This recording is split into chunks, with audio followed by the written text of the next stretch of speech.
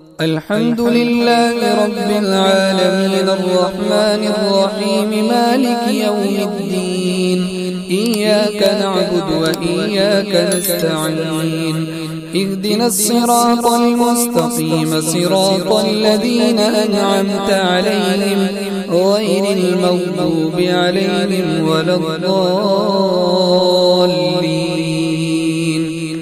يوم نقول لجهنم هل امتلأت وتقول هل من مزيد وأزلفت الجنة للمتقين غير بعيد هذا ما توعدون لكل أواب حفيظ من خشي الرحمن بالغيب وجاء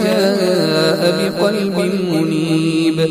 ادخلوها بسلام ذلك يوم الخلود لهم ما يشاءون فيها ولدينا مزيد وكم أهلكنا قبلهم من قرن هم أشد منهم بطشا فنقبوا في البلاد هل من محيص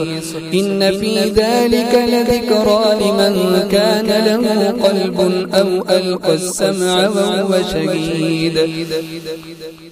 وكم أهلكنا قبلهم من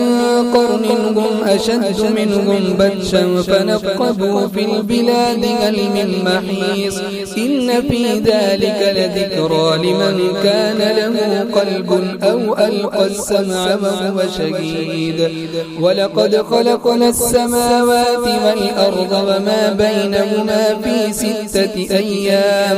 وما مسنا من لغوب فاصبر على ما يقولون وسبح بحمد ربك قبل طلوع الشمس وقبل الغروب ومن الليل فسبحه وأدبار السجود واستمع يوم ينادي المناد من مكان قريب يوم يسمعون الصيحة بالحق ذلك يوم الخروج إنا نحن نحيي ونميت وإلينا المصير يوم تشقق الأرض عنهم سراعا ذلك حشر علينا يسير نحن أعلم بما يقولون وما أنت عليهم بجبار فذكر بالقرآن من يخاف وعيد.